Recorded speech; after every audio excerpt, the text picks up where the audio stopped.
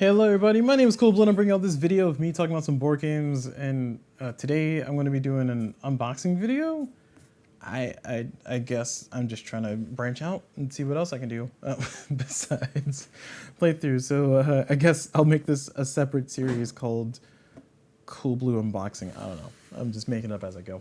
But as far as everything goes, let me go and start the background music. I know some people don't like the background music, but we're going to play some background music because otherwise I'll just have to listen to silence the whole time. So it's a little bit more for my entertainment than it is for everybody else, but hey, we'll just go with it. So this game I have on the table here is D-Day at Omaha Beach. I found this in my friendly local game store, luckily. I say luckily because I did have my eyes on this game for a little bit, but I was not willing to pay the I had my eyes on this price because it was out of print. I think this is the 5th edition, if I'm not mistaken. Let me turn that down a little bit. There we go. I think it's the 5th edition, if I'm not mistaken, or the 4th. No, it's 5th edition because 5th edition came out in 2023. That's what Boardgame Geek says. Actually, let me look it up. BGG D-Day at Omaha. So, as far as everything goes, I don't know what's going to be in the box. I'm also going to do some minor organization of the game. So we'll see we'll see how that goes.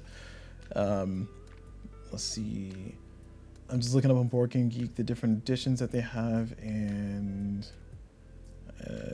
yeah, the 5th printing. This is the 5th printing for 2023, and I know that because if I go into here, where is my remote? Oh my gosh, everything is on fire. And I zoom in here with my fancy PTZ camera, and I get the glare out of the way. There we go. We can see right on down here that this one was 2023. So 2023 is when the 5th printing was done, according to Boardgame Geek. So this is the 5th edition of the game. So that's what we're looking at. So let me go ahead and get this opened up. For those who don't know, I do YouTube videos of just kind of me doing board game playthroughs, primarily as a hobby, because I just have a lot of board games and I had the camera equipment already, so I just went ahead and did it. So this is going to be just me, I guess, ooh, that's loud. Sorry, the start of a new series. Ugh. So I can also talk about some behind the scenes stuff. Not that anybody, probably nobody cares about that because you're here probably to see the game. But yeah, opening the box with my nail is the thing that I've gotten used to doing because of all the games that I've opened over the years. It doesn't feel good sometimes, especially when it doesn't catch right, and if my nails are recently trimmed, but nobody cares about my nails. So here we have this box. This box sounds pretty dense. I don't know what's in it. I haven't seen an unboxing myself, but we're gonna go and just open it up. And oh, okay, cool. Just some cards, probably a bunch of tokens, and a board. Cool. Plastic baggies. Always gotta love the plastic baggies. These cards, oh no, I think these cards are, I'm gonna say American Standard. Let me see. I got sleeves. I'm not gonna do a whole video of you all just watching me sleeve unless I have something interesting to talk about. So if I do find out that I have something interesting to talk about, then maybe I'll just sleeve while I'm talking to you guys. But yeah, these looks like, oh no, these are European. Oh, gross. This video is not sponsored by GameGenic. I just want to get that out the front. I just happen to have a lot of GameGenic stuff. And I mean, oh. Are these? I thought these were American Standard. Oh, that's not good. It's not good because I don't have a lot of green. I only have a few, so I may not be able to sleeve this entire game, which is unfortunate. With my board games, I like to sleeve my entire game when I get them. It is an argument or debate that I think many people have had, especially when it comes, like I even have a box of card sleeves here. It's definitely a thing that people do have feelings about. For me personally, I don't like touching cards for games that I own if I don't have sleeves for them. It's not that I can't touch the cards, it's just that I would rather not. If I don't have to, then yeah, I probably do not have enough sleeves. I have at most 60 sleeves. Shoot. All right, well, that's a future me problem because current me is not gonna, already established, I'm not gonna sleeve this game here on this recording. I'll say on the live stream, but I'm not live streaming right now, I'm just recording. So let me open this. The fingernail trick is not gonna work for that, so I will, Should probably bring a knife. Thought I had a knife around here. All right, this is not a knife, but it will work. We have a cuticle clipper. Yes, this is the high quality production that you all have come here for. So as far as this game goes, this is one of the games that's been on my list of games that I want to at least try out, and I decided to just go and full on buy it. But I wanted to at least try it out because of the interesting premise of the game. You're playing solo. You're just kind of doing D-Day. I'm not necessarily theme agnostic, or the theme does matter to me, is what I'm trying to say.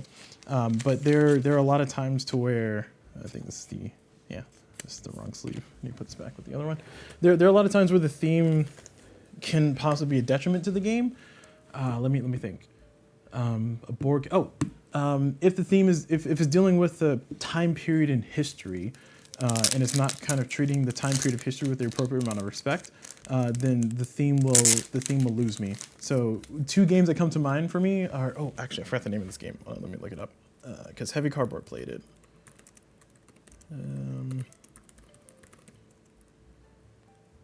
It's like some game that trading. I'll know it when I see it, but comparing that game to John Company. So John Company is a game that I think takes a very serious subject matter, which is the colonization and capitalism and all this other stuff, and it treats it with the appropriate amount of respect. So games like that I think are pretty good because it really makes you think about it. And I'm not necessarily saying it needs to take a stance. I'm glad that it does. But it's a game that treats the subject matter respectfully. Another game, as an example, that's not as an extreme example, and to clarify with John Company, specifically the East Indian Trade Company and the colonization and the horrors that were done to the people who were in India, in India in general, as capitalism was being born, essentially, for one of the most profitable countries in their entire history when you adjust for inflation. But all the cool things that I learned aside, about that situation. Games like Ezra and Nehemiah, which is on the other half of things, that game is using Ezra and Nehemiah, or a biblical setting, to basically just kind of display a game. And the theme doesn't necessarily like just say, here's Jesus and you must Christianity, or you must Judaism, you must submit to a certain type of thing. But it fits for that game, Ezra and Nehemiah. So those kind of games like that are games that do that, I appreciate. And I think that from what I was looking at, from what I saw other people play in this game, and I don't know why I'm trying to sleeve this game here. I already said I'm not going to do that on recording here. I think people said that this game basically puts you to the front line, put you on the front lines. You kind of feel the attachment and you feel lost and stuff like that. So that's fine. The other game that I was gonna buy besides this one was Fields. Oh man, shoot, Field General. Oh, okay. Let me look it up because I have. Where's my phone? Might have been Fields of something.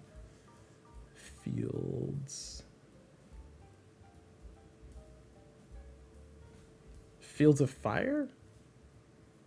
Yeah, Fields of Fire Deluxe Edition. So I almost got that instead, which was a lot more, kind of intimate, where you're kind of leading a command, leading a group, I should say, leading a company. I don't know what the appropriate terms are. I don't do military things normally. But you're leading that group through kind of Vietnam or whatever the situation is, and you're trying to get them to survive. You have losses, you suffer, physical and mental ailments, and you're trying to just survive and make it through the meat grinder, so to speak. So games that kind of do that, and in the war series, I'm pretty sure there are a dime a dozen, because there's so many war games that I will never even begin to look at personally, because I just like to stick to the the, I guess used to be called Ameritrash, but the heavily thematic games, and sometimes the fantasy side of things. I try to avoid space, but I have a lot of space games. But that goes a long way to say that this kind of game is not generally a theme that I would go after. But if I do go after a theme that has like a historical setting or is based on real events, then I would like to dabble in games that actually treat the subject matter respectfully.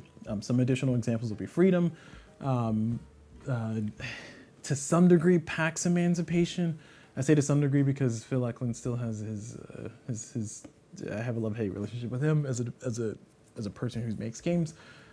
Not me, but him, as a publisher or designer. Another game would be Twilight Struggle. That is one of the games that got me into history, believe it or not. Anyway, going back into this game, we have the rule book here, we have the cards, and we're already 10 minutes in, but I can't undo anything, so sorry, you guys have to listen to my rambles. We got some token sheets, 2 token sheets, and some literature here, and we have a giant board, so I'm just gonna put that to the side. And here we have a giant board, and I was looking forward to this giant board. I saw the photo of a giant board, and I don't know about y'all, but there's a board game called High Frontier. I don't know if y'all have heard of the game or know the game, but with High Frontier, it's said that if you want to see if somebody's interested in the board game, and that board game High Frontier is pretty involved and complex, and it's another game by Phil Eklund, the designer of Pax Emancipation, the designer of Pax Emancipation that I have a love-hate relationship with. But you basically open the board for High Frontier, and if the person says, whoa, tell me more, they're interested, and if they say, oh my God, get that away from me, then they probably will never be interested in that game. So that is how you tell. Also, let me turn this off, because I do not need it right now. And it is messing with my shot. There we go. Okay, cool. Sorry, hopefully that will improve the image quality just slightly. So yeah, this is the board. I was looking forward to this. I'm glad it's here. Of course, I'm a huge fan of neoprene mats. So if there's a neoprene mat version of this, after I play it a time or two and I like it, then I'll go get the neoprene mat if there is such a thing. But if there is not, then I'm okay with that. But yeah, this is the board. A lot going on, information everywhere. I have no clue how the game is actually played. So all I know is that I have the map. Finally, it's in my hands. Mwahaha. All right. So that's a giant map, and I want to try to get a little close up on the rulebook. I haven't really heard any ramblings about the rulebook being good or bad. I personally am not the most focused person, so when it comes to trying to learn a board game specifically from the rulebooks, it can be a struggle. It can be definitely a struggle because sometimes I just kind of miss the context, or might overread a thing or not fully read into a thing when I should. So this is just the rule book here. Let me make sure we can all read that. Okay, looks clear enough. I'm not going to flip through every single page here, but I'm just going to flip through just enough. Because I kind of want to see how it's arranged. Looks like, table of contents, always a huge fan of that. This is reminding me a lot of Fire in the Lake, which is a game that has a lot of, GMT game that has a lot of rules and stuff written like this. I do appreciate that there's bold and there's text. Again, it's a very minor thing, very small, simple, straightforward thing for a lot of people. But for me personally, like kind of how you have things laid out will determine how much I focus and pay attention to it. This is not to say that if you write things, that you should write it in a way that's going to make sense to me or work for me. I'm just letting you guys know how I've found myself working. So like seeing a picture here makes me want to look at this picture and then kind of read around it. Seeing this photo here, same thing. I want to look at this photo and then kind of read up and see what it's about. So it's always nice to have graphics. It's always nice to have things kind of laid out. The bold really helps out, and yeah, it's pretty neat. Okay, cool. All right, so I'm not seeing a billion pictures in this, so it's going to be a nice dense read. And I'm assuming this is explaining different phases, because I remember there's like a delay that can happen, and there's cards and stuff. So yeah, all right. And it's a nice rulebook in color. The pages feel okay. I mean, this is gonna be fun.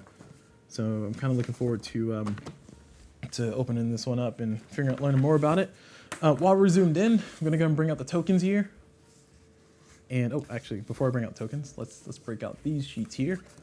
So this is a solo game, and it says that you can play it at 2, but Board Game Geek says that 1-player game is what this game really is, so I'll go with that. Also, this is it says solitaire on the box. Right there.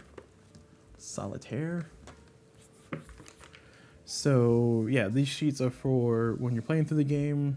There's a sequence of play. Turns 1 through 16. And, oh wow. Extended game, 17 through 32. All right. Okay. And then there's a little chart here, some more information.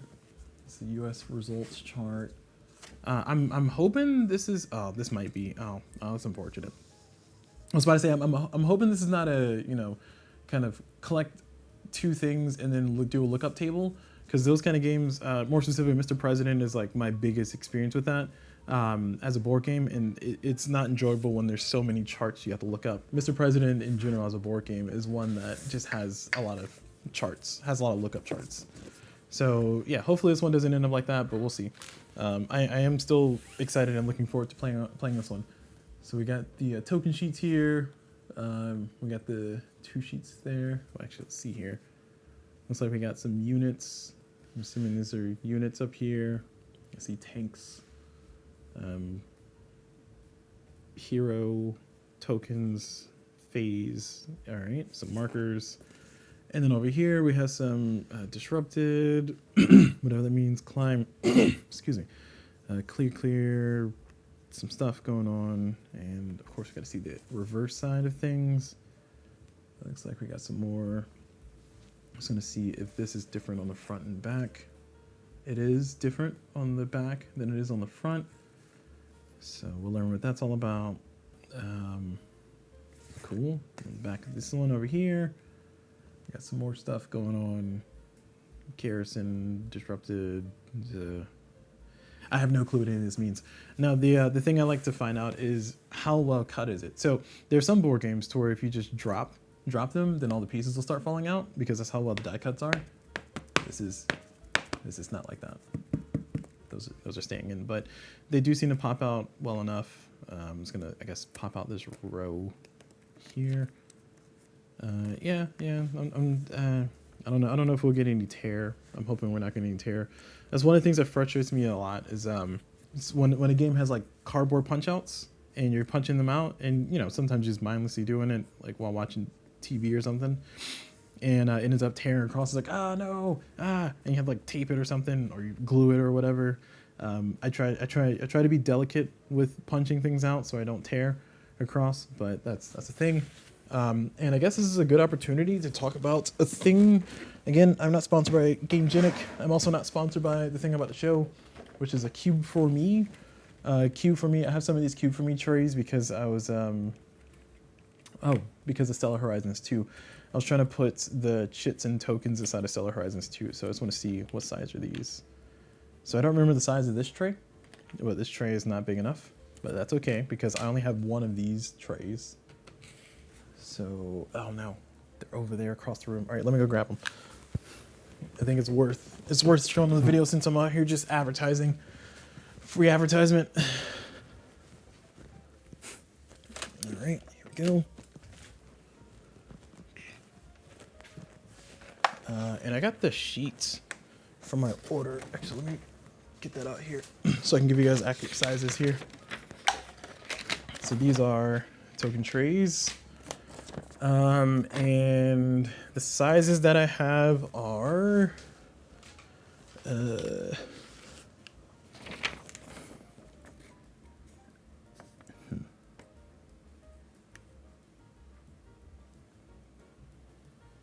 okay, I have 16 millimeter, 17 millimeter, and 13 millimeter. I'm assuming I'm reading that right. Actually, no, sorry, I lied. That's not right. So this is not the thing I'm looking for. These are though. So this one is, I think this one's a 26 millimeter counter tray. And of course these are not that size. These are smaller. I think these are 16 millimeters, which I have a few of those. So there's, these two are different. This is the smaller one. This is the larger one.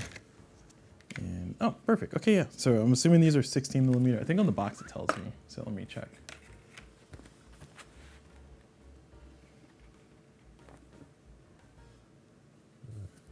I thought it told me. It doesn't.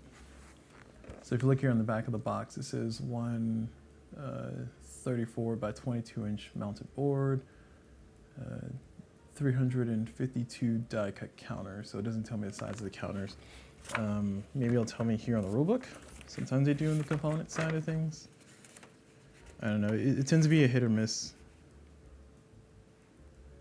They'll tell you. All right, game components. Nope, just tells me how many I have. That's unfortunate. If only I had calipers, which I do not have calipers, but I guess I should get calipers. Anyway, all right. Yeah, that's right. Quality YouTube vision we're getting here. So yeah, so these can all fit on the tray. I don't know if these are going to be pulled randomly from a cup or a bag. If they are pulled randomly, I'll put them in a bag. But it's nice to have the display of the tokens here. So I'm just going to lay all these out. And whenever I do my first playthrough, I'll figure out where things need to go and what order makes sense. And these trays themselves, they'll stack on top of each other like so. And they come with a rubber band. Again, I promise this is not an advertisement for Cube for me. This is just a tray that I found. I found this tray because I had Mr. President, the board game, and I wanted a better storage solution. And somebody noted the Cube for me stuff for Mr. President.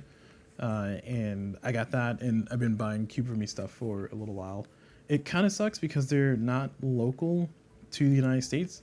I think they're, what country are they in? Warsaw? Oh, Poland, yeah. I remember seeing Warsaw in the shipping side of things, but they're in Poland. So because they're not, local to the United States, for me, it's a little bit inconvenient to try to order for them because it takes like 3 or 4 weeks or 3 weeks or a month before stuff shows up. But it's nice when it shows up, and that's why I try to order in bulk. But this is nice because it holds all the tokens. I did have a problem with one of these to where the pieces aren't really like kind of tight in there, so they can kind of jump and stack on top of each other. Let's see if I can get it to do it here. I don't know. It's good enough for if you have a game with a bunch of tokens and stuff. I don't have a ton of games that will have a bunch of tokens, a ton of war games, and the ones that I do, Cube for me has storage solutions for those already, stuff like this. Again, I promise it's not advertised for Cube for me. I'm just explaining why I have these and why I think this is going to be cool to be able to use this. The question is, does it fit in the box? Because this box is a little bit smaller than I thought. Oh, okay, perfect. All right, it fits in the box. All right, well, I'll go and organize that off screen. Oh no, I don't like that. Oof, that's a little rough to get out. I'll go ahead and organize all this off stream, off recording, and kind of, get the game on the table, try to get a playthrough, and then eventually see if I can try to do a playthrough video of it. But for the most part, let me go ahead and zoom out, and we'll go ahead and close out the video here.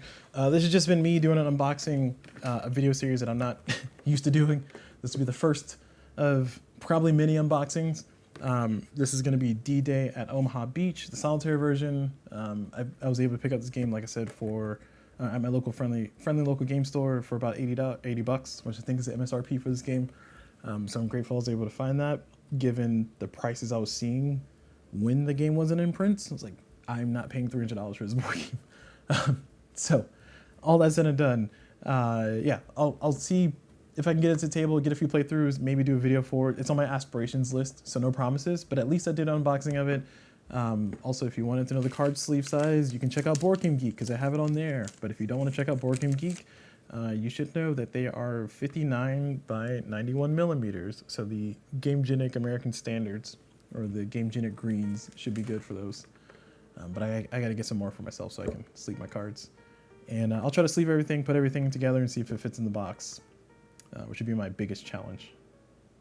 But for now, I'm going to go and close out the video. So thank you all very much for watching. Hopefully you all enjoyed it. And as always, I will see you all whenever.